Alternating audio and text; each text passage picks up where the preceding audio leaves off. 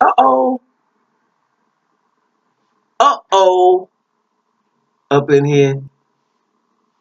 This is something I didn't think I was going to say. The Lakers done messed around and got on a three-game winning streak. I didn't think I would be saying that this year. So let me get my represent on. Y'all know I'm from LA, so I'm happy about that, right? Doma Sports Talk Worldwide back at you. Hey, let's talk about the three-game winning streak. Let's be real. I'm not hyped. I'm not hyped. But hey, it's good when you see a young team doing something positive, right? We're going in the right direction. It's a young team. They're going to have a lot of ups and downs. And let's celebrate this three-game winning streak, Laker Nation. You know what I'm saying?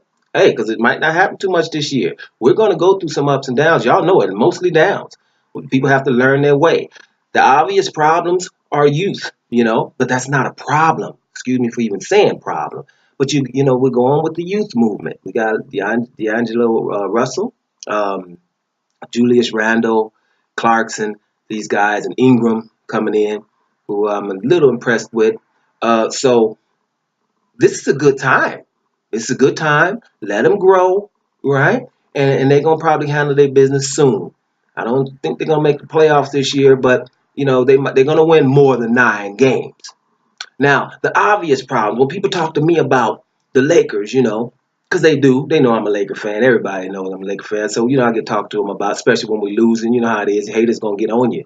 It is what it is. You got to live with your team, whether they winning or losing, and that's how I roll, right? But, I was happy about Julius Randle when I first seen him come into the scene. And my thing is I saw a lot of similarities to Blake Griffin, right? A forward position who can grab the rebound, don't need to outlet the ball, can handle itself, bring the ball up, and distribute the ball, right? Has some speed, athleticism. And I was like, that's a little Blake Griffin. Now, my problem with him was he is just totally left-handed.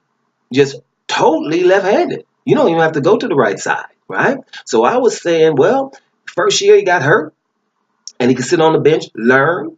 Somebody in a trainer team could cut the left hand just off in the off season. Don't even use it. If I was coaching him, if he makes in training in practice a basket with the left hand, I wouldn't even count it. Okay, he just has to really get his right side, activate his right side.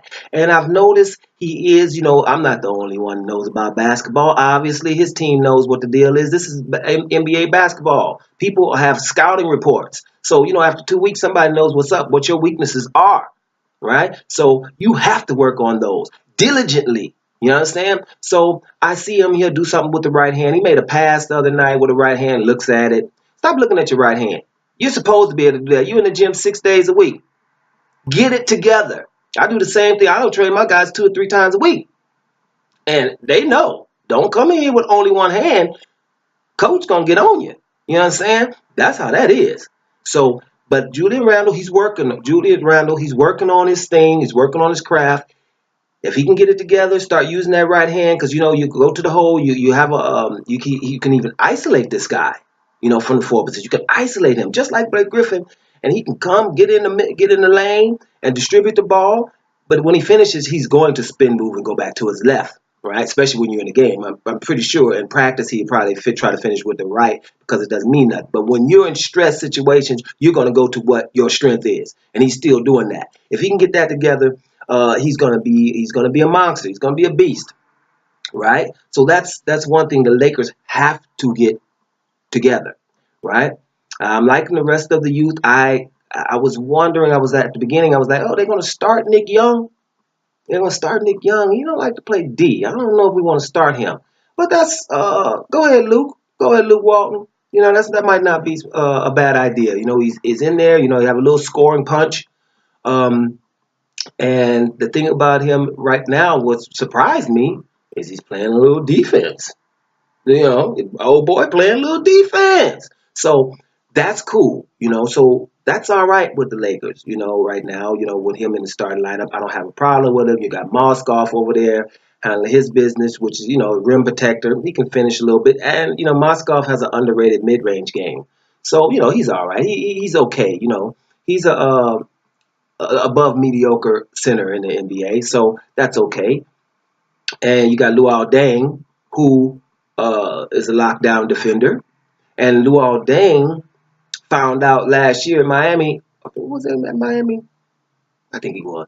He found out, wait a minute now, if I play the forward position, I'm a rebound monster up in here. I can rebound the ball. So, there's somebody who could play that four in stretches for the Lakers too. So, there's some things, Ingram coming from the bench, Tyra Black coming from the bench, Larry Nance Jr. coming from the bench. But here's some things that you obviously going to have to address. I see some weaknesses, and the weaknesses that I see is you have pretty much nobody, maybe Clarkson, who can take somebody off the dribble without a pick, right?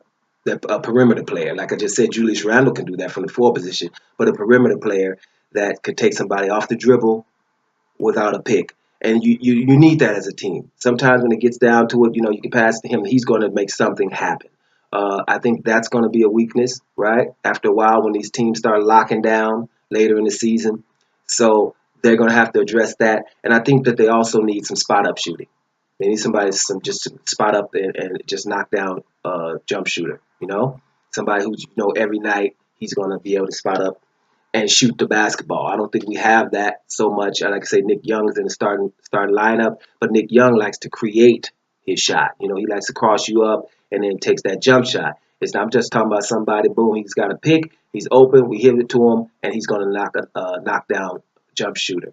He's going to knock that shot down. That is what they don't have right now.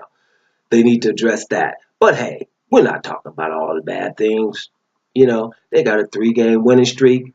We're happy about that. Keep with the youth movement.